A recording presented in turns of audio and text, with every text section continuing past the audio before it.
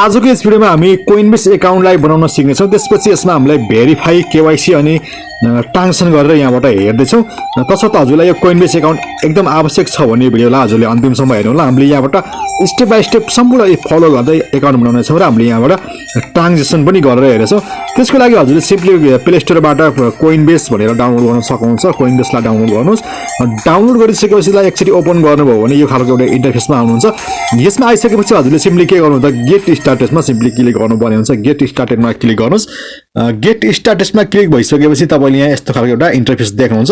यहाँबाट अब हामीले के गर्नेछौँ त सम्पूर्ण हाम्रो डिटेलहरूलाई फुलफिल गर्नेछौँ। यहाँ तपाईँको फोन नाम राख्नुपर्ने हुन्छ। यसमा तपाईँको लास्ट नाम राख्नुहोस्। यसमा तपाईँको इमेल एड्रेस राख्नुहोस्, भ्यालिड इमेल एड्रेस। त्यसपछि यहाँ हजुरको के राख्नुपर्ने हुन्छ त पासवर्ड राखिदिनुहोस्। त्यसपछि यसमा हजुरले सिम्पली टिक गरिदिनु पर्ने हुन्छ। यो हजुरले फुलफिल गर्नुहोस्। यो हजुरले फुलफिल गरिसकेपछि हजुरको मेलमा एउटा कोड आउनेछ। त्यो कोडमा हजुरले सिम्पली क्लिक गरेर त्यसलाई भेरिफाई गर्न सक्नुहुन्छ। त्यो भेरिफाई भइसकेपछि हजुरको यहाँबाट एकाउन्ट सिम्पली हुनेछ। त्यसपछि हामीले के गर्न सक्छौँ त एकाउन्ट भइसकेपछि त्यसलाई अब हामीले केवाइसी तिर गर्नेछौँ। त्यसपछि हजुरको एकाउन्ट भइसकेपछि सिम्पली के गरिदिनु त हजुर साइन इन भन्ने एउटा अप्सन छ। साइन इन भन्ने अप्सनमा क्लिक गर्न सक्नुहुन्छ। साइन इनमा आउनुहोस्। साइन इनमा आइसकेपछि हजुरले माथि अघि हामीले जुन रेजिस्टर गर्दा इमेल राखेका थियौँ त्यो इमेल र हजुरले यहाँ राखिदिनु पर्ने हुन्छ। इमेल राखिदिनुहोस् र पासवर्ड राखिदिनुहोस्। त्यसपछि हजुरले सिम्पली साइन इन भन्ने अप्सनमा क्लिक गर्न सक्नुहुन्छ। त्यसपछि हजुरको फोन नम्बरमा एउटा कोड आउनेछ। हजुरले जुन फोन नम्बर राख्नुभएको छ त्यसमा एउटा कोड आउनेछ। त्यो कोडलाई सिम्पली यसमा हजुरले फुलफिल गर्नुपर्ने हुन्छ। 7वटा अङ्कको यसमा नम्बर आउँछ। त्यो नम्बर अघि तपाईँले रेजिस्टर गर्दाखेरि जुन नम्बर राख्नुभएको थियो त्यो नम्बर यहाँ राख्नुपर्ने हुन्छ। त्यो नम्बर राखिसकेपछि हजुरले सिम्पली भेरिफाई गर्न सक्नुहुन्छ है त। त्यति गरिसकेपछि हजुरले यहाँबाट एउटा यस्तो खालको इन्टरफेस देख्नुहुन्छ। त्यसपछि हजुरले के गर्न सक्नुहुन्छ त सिम्पली हामीले अब यसमा केवाइसी गर्नुपर्ने हुन्छ। केवाइसीको लागि माथि हजुरले 3 लाइनमा क्लिक गर्न सक्नुहुन्छ। 3 लाइनमा हजुरले क्लिक गरिदिनुहोस्। त्यसपछि हजुरले यहाँ प्रोफाइल भनेर एउटा अप्सन देख्दै हुनुहुन्छ। प्रोफाइल देख्दै हुनुहुन्छ। यसमा यो सिम्पली हजुरले प्रोफाइल एन्ड सेटिङमा क्लिक गर्न सक्नुहुन्छ। यहाँ आइसकेपछि हामीले यहाँ यस्तो खालको इन्टरफेस देख्छौँ। यहाँबाट हामीले धेरै अप्सनहरू यहाँबाट देखिरहेका छौँ। तपाईँले यहाँबाट अरू फोन नम्बर चेन्ज गर्न चाहनुभयो भने फोन नम्बरलाई सेटअप अथवा चेन्ज पनि गर्न सक्नुहुन्छ। यहाँ अरू फोन नम्बरहरू राख्न चाहनुभयो भने त्यो नम्बरलाई पनि हजुरले यहाँ राख्न सक्नुहुन्छ। त्यसपछि हामीले लिमिट एन्ड सर्भिस भनेर छ एउटा लिमिट एन्ड सर्भिस। यसमा सिम्पली हजुरले यहाँ क्लिक गर्नुपर्ने हुन्छ। लिमिटमा सर्भिसमा एकचोटि क्लिक गरिदिनुहोस्। त्यसपछि यो हामीले सेन्ड क्रिप्टोलाई इनेबल गरिदिनु पर्ने हुन्छ अनि रिसिभ क्रिप्टोलाई हजुरले इनेबल गरिदिनुहोस्। त्यसपछि हामीले के गर्नुपर्ने हुन्छ त यहाँबाट हामीले भेरिफाई गर्नुपर्ने हुन्छ। हाम्रो एकाउन्टलाई चाहिँ भेरिफाई गर्नुपर्ने हुन्छ ट्रेडको लागि। त्यसको लागि हजुरले के गर्नुपर्यो त भेरिफाई फोटो आइडी गर्नुपर्छ। सिम्पली भेरिफाई फोटो आइडीमा क्लिक गरिदिनुहोस्।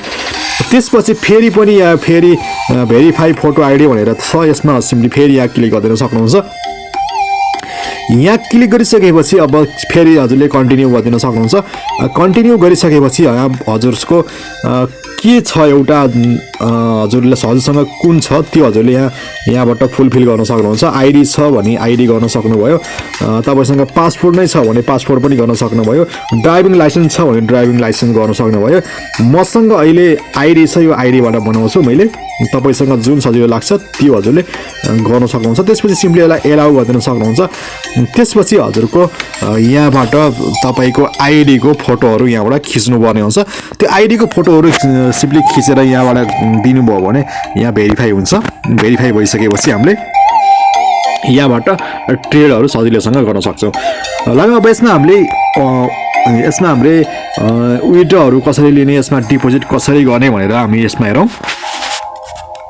यदि तपाईँले क्रिप्टो रिसिभ गर्नु छ भने हजुरले यहाँ रिसिभ भन्ने अप्सन देख्नुहुन्छ। रिसिभ गर्न सक्नुहुन्छ। सेन्ड गर्न मन छ भने यहाँबाट सेन्ड गर्न पनि सक्नुहुन्छ। त्यसपछि कन्भर्ट गर्नु छ भने कन्भर्ट पनि गर्न सक्नुहुन्छ। सिम्पली कुनै ठाउँमा तपाईँले कोइनबेस इमेल एड्रेस मागिरहेको हुन्छ। त्यसको लागि सिम्पली यो 3 लाइनमा जानुपर्ने हुन्छ। 3 लाइनमा गइसकेपछि यहाँ हजुरले फेरि प्रोफाइल एन्ड सेटिङमा एकचोटि क्लिक गर्नुहोस्। प्रोफाइल एन्ड सेटिङमा क्लिक गर्नुहोस्। त्यसपछि यहाँ हजुरले देख्नुहुन्छ आफ्नो इमेल एड्रेस कुन थियो त्यो इमेल एड्रेसलाई यहाँबाट देख्न सक्नुहुन्छ। त्यो इमेललाई लिएर जुन हजुरको इमेल एड्रेस मागिरहेको हुन्छ त्यो ठाउँमा राखिदिएपछि हजुरले यहाँबाट अर्निङ गर्न सक्नुहुन्छ। अब यहाँ मैले अर्कोचोटि यसमा रिसिभ गरेर पनि तपाईँहरूलाई पक्कै पनि देखाउनेछु। मैले एउटा गेमिङमा मैले अर्निङ गरिरहेको छु। एउटा गेमिङ एप्लिकेसनबाट अर्निङ गरिरहेको छ त्यहाँबाट गेम खेलेर पनि मजाले अर्निङ गर्न सक्नुहुन्छ त्यो अर्निङ गर्न चाहिँ हामीलाई कोइनबेस एकाउन्ट एकदम महत्त्वपूर्ण हुने गर्छ त्यो तसर्थ मैले तपाईँलाई यो एकाउन्ट बनाउने तरिका सिकाएँ त्यो एप्लिकेसनबाट हजुरले पनि अर्निङ गर्न चाहनुहुन्छ भने यो भिडियोको अन्तिममा मैले लेफ्ट साइडमा एउटा भिडियो राखिदिन्छु गेम खेलेर हामीले मजाले अर्निङ गर्न सकिन्छ त्यो भिडियो हेर्नुहोस् न तपाईँले पनि फ्री टाइममा टाइम पास नहुँदाको टाइममा हजुरले त्यहाँबाट गेम खेलेर मजाले अर्निङ गर्न सक्नुहुन्छ त्यसमा 1000 कोइन भयो भने हामीले यहाँबाट विड्रो लिन सकिन्छ 1000 कोइन बनाउन तपाईँले 3वटा लेभल पार गर्नुभयो भने 1000 कोइन त्यहाँबाट सजिलैसँग हुन्छ त्यसर्थ हजुरले गेम खेलेर अर्निङ गर्न चाहनुहुन्छ भने यो भिडियोको अन्तिममा मैले लेफ्ट साइडमा एउटा भिडियो राखिदिएको छु त्यो भिडियो हेर्नु होला यसपालि बाई